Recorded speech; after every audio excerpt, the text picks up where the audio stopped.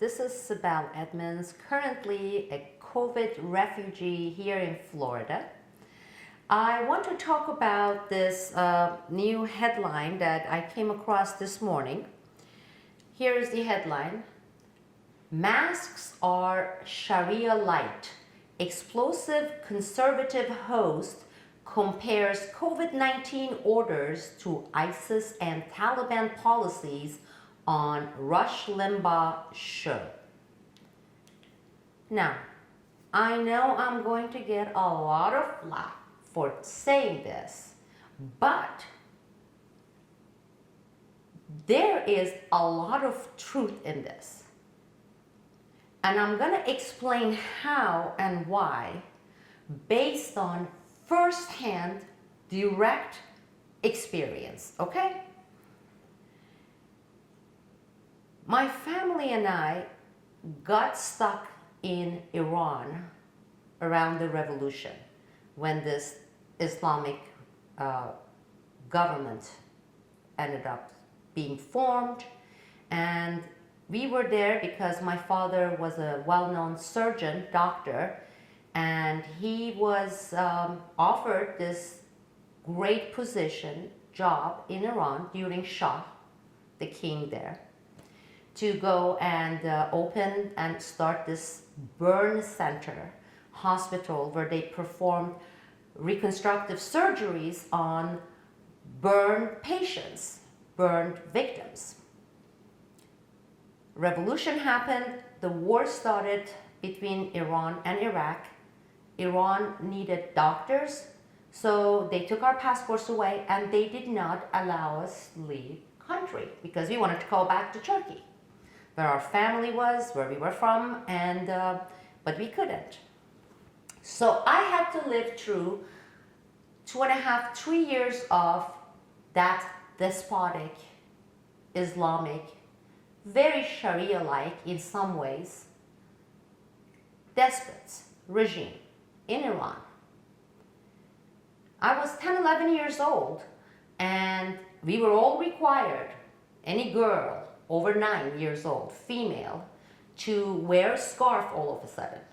When we went to school, when we were out on the street, we had to wear the scarf, and we had to wear it a certain way. Not like, oh, kind of a loosely, thrown scarf. No, it had to cover every single strand of hair. So you wouldn't show any hair. Because under their version of, and it is the case in many countries there's a thing about hair, okay? Don't ask me why. You know how people have fetishes, they get hard on, they get turned on because they see a woman's high heel shoes? Well, there is this belief that seeing a woman, a female's hair, even if it's like this one little strand, like here, right, causes sinful hard-on. Now, I'm not going to talk about what kind of a sick person would get turned on sexually for seeing one strand of hair. We're not going to get there, okay? I'm not going to get into the discussion of religion here.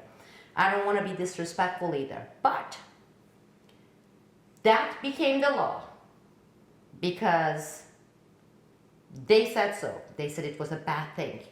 It had bad consequences. Not only that it caused all this disruption in the society, man getting turned on by seeing one piece of hair, but also,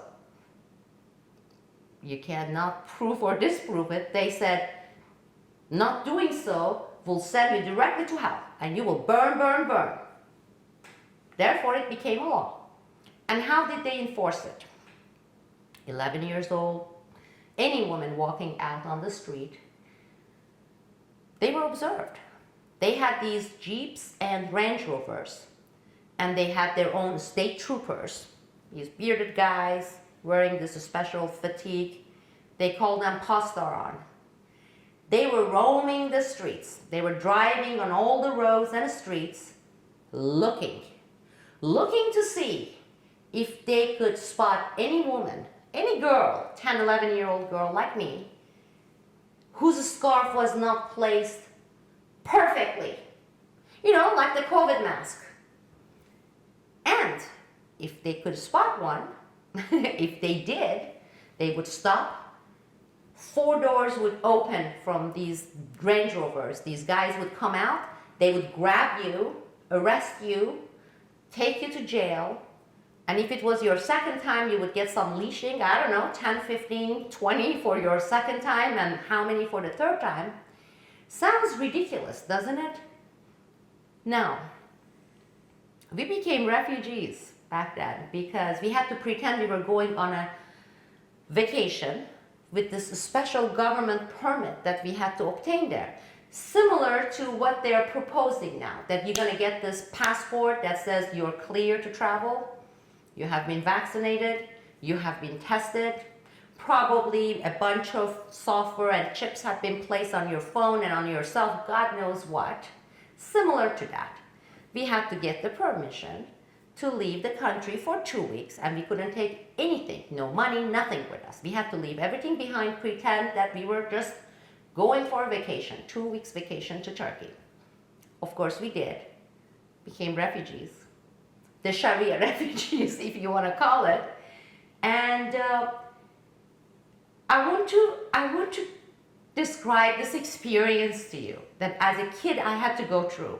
I'm about 12, 13, and I had gone through this despotic scarf cover rules, right? So we came to Turkey, I went to school, Turkish school, and during the first few months there, every time I was out there on the street, walking, going to school, to my friend's house, to the neighbor's house, I would subconsciously have the urge, and I would do it. I would turn around, look to see if I would spot a Range Rover or a Jeep with pasdarans in it, okay?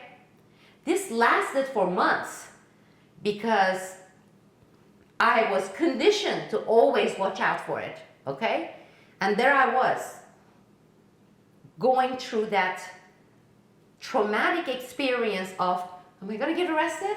Because I'm not wearing my scarf, okay? It took a while to get over this. It took a long while.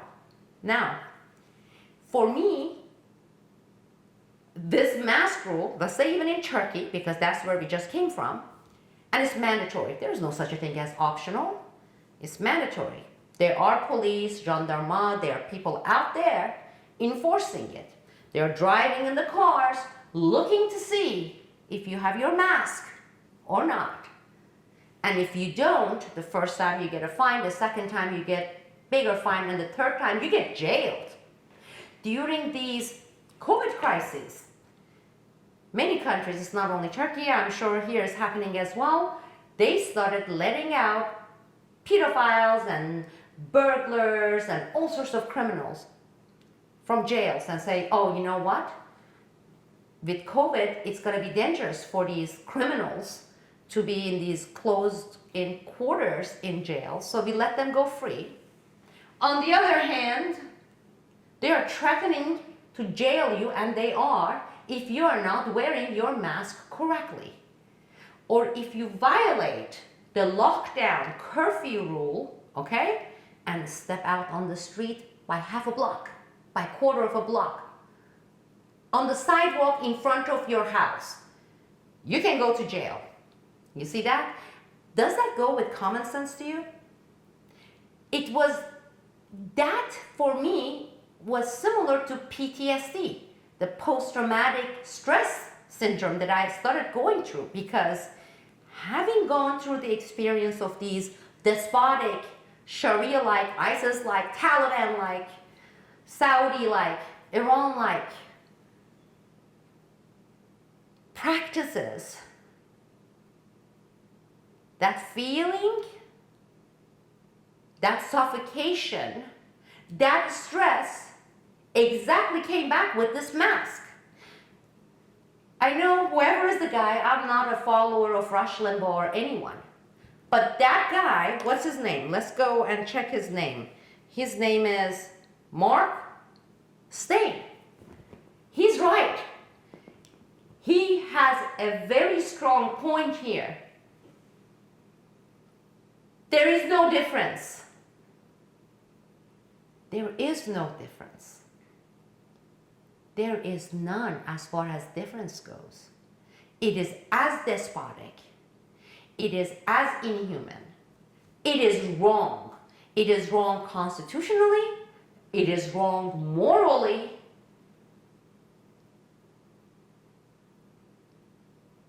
And coming out and saying it, why should it come with consequences? Not being a partisan person, not supporting any parties. I'm here as someone who has experienced those types of despotic Sharia type practices. I'm telling you, it evokes the same feelings, the same thought process, the same exact reaction from me. Therefore, what this guy is saying is correct. Why would he get attacked for saying something that is so true? It is not rash. It's not radical. It is not far-fetched. It's true. I feel the same. We arrived in Florida. My daughter and I walking out of, we got out of the car, started going through this store in this shopping center to grab some toothpaste. We forgot to pack our toothpaste and toothbrush. And it was like, where's the mask? Where's the mask? And then it was like, oh, we're in Florida. It's not mandatory. We're not going to get arrested. We're not going to get harassed. We're not going to get fined for not wearing our mask or wearing our mask not perfectly. He's right. Speaking of masks, let's talk about common sense again. You're going to see this as the repeated theme in my conversations, in these videos I'm going to put out. That's what CSPN stands for. Common Sense People Network that I'm establishing here. Mainly Americans, but we have people from all over the world who are pro-common sense. Let me give you a quick example so I can wrap this video up so I won't make it too long. In order to go to the airport, Istanbul airport, we had to travel from this Aegean town 13 hours by car. There's this curfew everywhere. There are roadblocks with the gendarmerie and police. And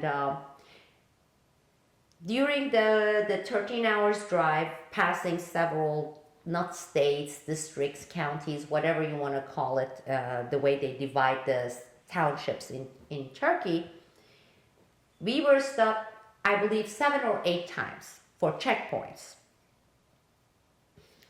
We would stop the car, there would be gendarme doing that. Then we had to open the car doors, and a woman or a guy, gendarme, military police, wearing these cloth masks would get almost inside the car within 2 inches of our faces to take our temperature, like beep, beep, beep.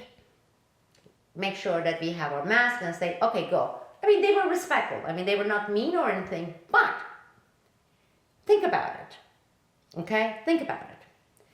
We are a family of 3 and a dog, our puppy. She's 3, but she still looks like a puppy.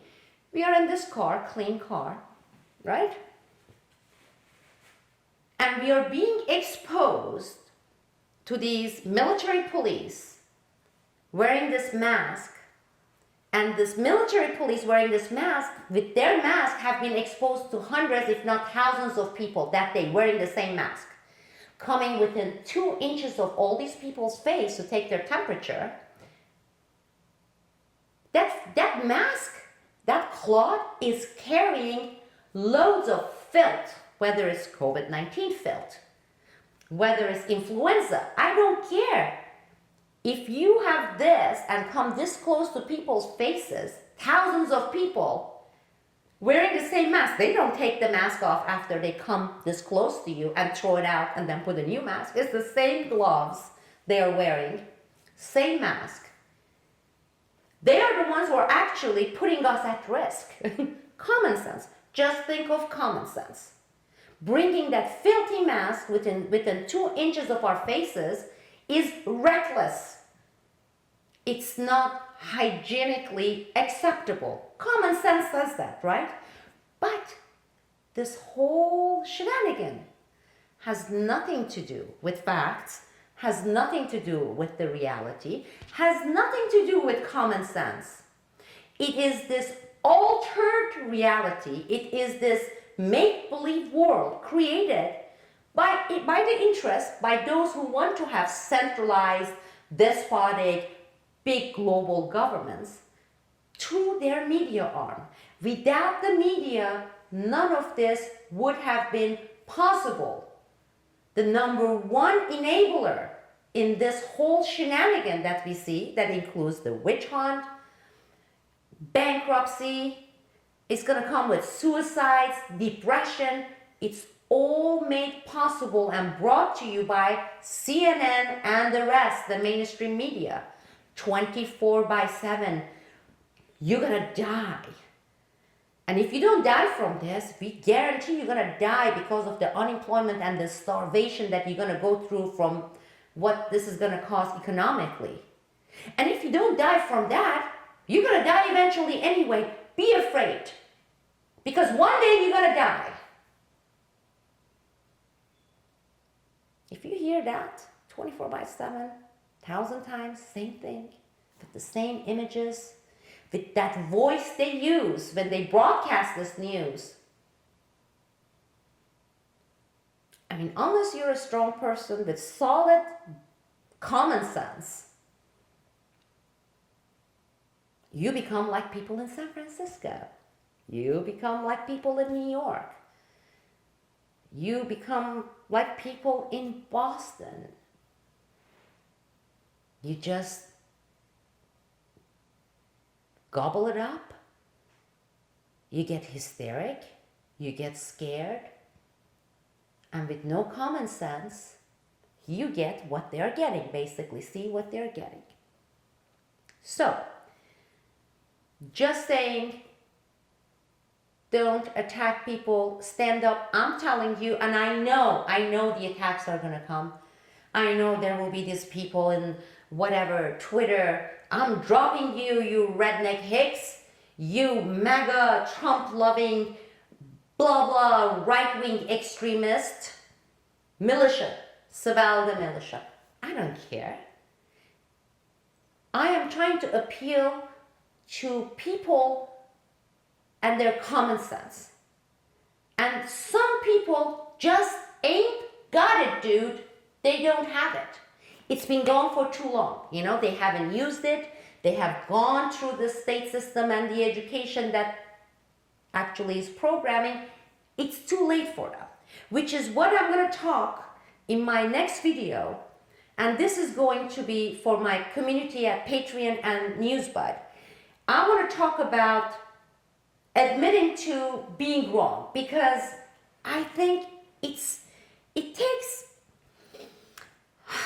takes a certain level of dignity, and I think it's great. I love it when some people come out publicly and say, you know what, you know this thing that I used to tell you people as a journalist, as an analyst, as this or that, I realized based on this and this and this and this new facts that I was wrong. There is nothing wrong with that. That doesn't diminish that person in my eyes. Actually, I end up respecting.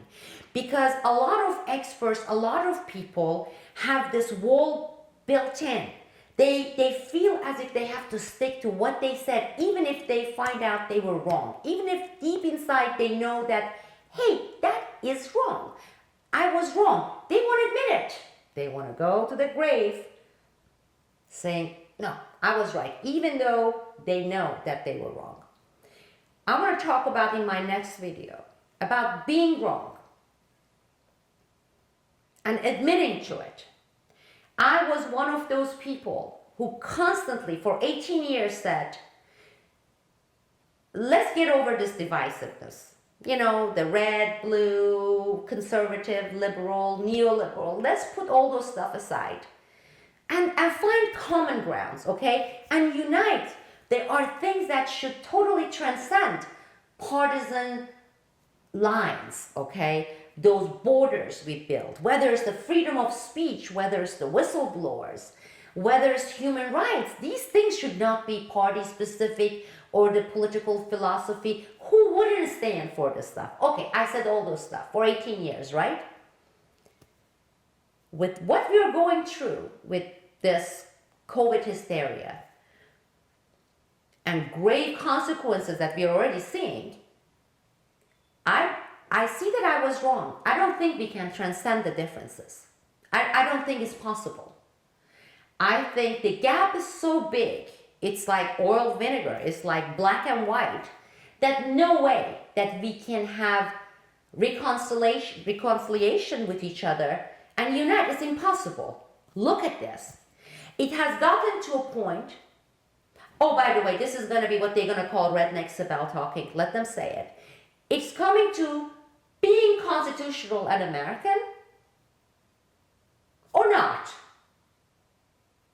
Very simple. There's nothing in between.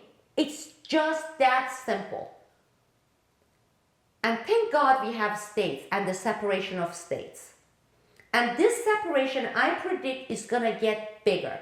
I brought it up before about nullification. That's what I want to talk about. I want to talk about parting ways and saying, you know, there is no such a thing as middle. It can't be. If there is liberties and I'm not saying right as like, okay, just the right wing, but liberties, the core values that makes this place what it's supposed to be. Okay? And then there are people who are completely against it. There's no middle ground there. Okay? And those who want to have this very, very despotic, centralized government, federal government dictating everything, education, healthcare, everything, every single thing, including what time you can get out of your house, when can you go and do your grocery shopping, what you should be wearing, how you should be wearing your mask, whether your child goes to school or not because they believe this or that, whether you have to be vaccinated or not, whether you need to have national ID or not. People who believe in that, they're not Americans. That is just very clear. There is no way of uniting these two forces any longer. It's not. I'm not advocating clashes. I'm not advocating war. You know me. I am anti-war. I have been anti-war. I'm anti-violence. Okay? I'm a pacifist. But I want to talk about the states and how they are becoming far more important to start really drawing the dividing lines and then say, these are our things, we're going to remain American. We're going to be constitutional. You want to do whatever you want to do, we're going to part ways. Because the gap is too big. It's too big. And I'm not only preaching this, I have it in practice. I have already moved out of my state, Oregon. I shall not live in Oregon. I'm respectful of Oregonians, okay? And there's two Oregon, by the way. There's a part of Oregon that wants to secede and go and become part of Idaho because they have had it with the other part of the majority, the big city, Portland, and their governor. But, you know, I'm being very understanding and I say, this is how you want to live. This is what you believe. This is your stand on these types of liberties and constitution. And majority of you have settled and decided upon it. I'm not one of that. Therefore, I will just bow out and I would go somewhere else, somewhere that fits my values and how I want to raise my daughter and how I want to go to work or how I want to deal with a virus or a bug or a flu. Or vaccination or anything. Anything. I get out. They're not really forcing me out, but in a way they are. And I'm not trying to impose on them and force them to change and have this struggle and say, why don't you see this my way? No, I don't fit there. My family, we don't fit there. We're not going to be there. That's very simple. I think more and more people will be doing this. And once we have that separation established, it needs to be both ways, the other way as well. You know what I'm talking about? I don't want them to stick their nose into our affairs in our state when we say this is how we're going to do things, because it's none of their business. We leave them be, okay? If they want to go and become part of EU, please go, please. Maybe we can, like the busing system. Voluntary. I'm not talking about force. We can put them on the planes or the ship or the boats or whatever it is, send them to, let's say, UK. 98.4% of the people in the UK saying, please lock us down longer. We want to be locked up for months and months. Don't ease up. So what economy is like nose diving? Maybe they want to go to UK, that's fine. And there are some people, there are some minute minorities there in some of the other European countries. Hey, I have them there in my Patreon network. We can do swap. They want to come and they want to because they value liberties. Because they have had it with the nonsense that they perceive or they believe to be nonsense over there. Let's do a swap. Whatever it is, we have arrived to this point where we have to part ways. And I'm already parting ways. I have parted ways. No more Oregon. I love Oregon. I love the state. I love the topography. I love the climate. I love the food. I even like some of the environmentalism and things they have there. I love it. But I don't consider it a constitutional American liberties valuing state. So bye-bye Oregon. And wherever I go, I want to make sure you don't stick your nose into the way we're gonna live there. And people have decided to live in that state. Get your nose out of it. It's none of your business. Go live there. Go. Whatever. In Boston, San Francisco, Portland, do all that. Okay? Do it. Fine. That's your place. Abide by your own understanding with your communities. But don't come and interfere with others. Those that are choosing a different way. What I call constitutional way. That will be the coming video. A quick note. They are taking away YouTube channels, one after another one. The stuff I'm putting out there, it's gonna happen. Whether it's gonna happen tomorrow, whether it's gonna happen next week or next month. I've known this for years. I have been expecting this. Same thing with Twitter account. I don't do any other social media. I don't even know how to use them. But there are two ways you can join me if you wish, be part of my community, either through membership with Newsbud or through this new community. Here it is. Now you see this Patreon, and you can just throw in whatever you can, 50 cents, $2, $5, $1, and become part of this now new growing community. I'm very thankful to every single patron there. Thank you very much for making these videos possible. There will be so much more. I know it's not fancy because our suitcases are standing there, okay? Right now we are refugees. Things are gonna be chaotic for a while. Who knows where we're gonna be in a week or two. But this is gonna continue. I came back because there is a mission. I thought I was approaching a point that I was gonna say, I'm kind of retiring from activism. Look, I've had my share. You know me. Those of you who know me know how long and for how much of me was invested in being an activist. And I was really saying, pass the torch. There are all sorts of other people.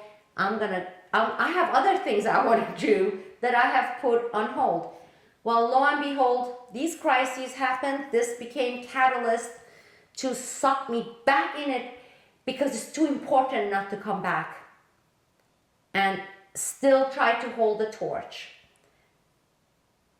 This is a critical, very critical period. We are coming to this turning point. The whole world is coming, but for us here in the United States, for our Constitution, this is the most critical period. And I am a believer of common sense hopefully prevailing. Not for the other groups, that's gone. I already washed my hands off of those people.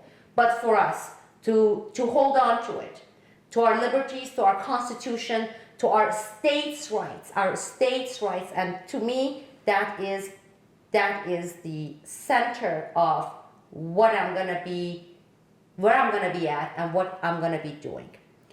Please join Patreon or Newsbud.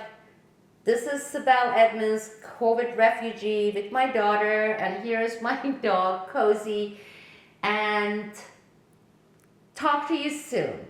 Thank you.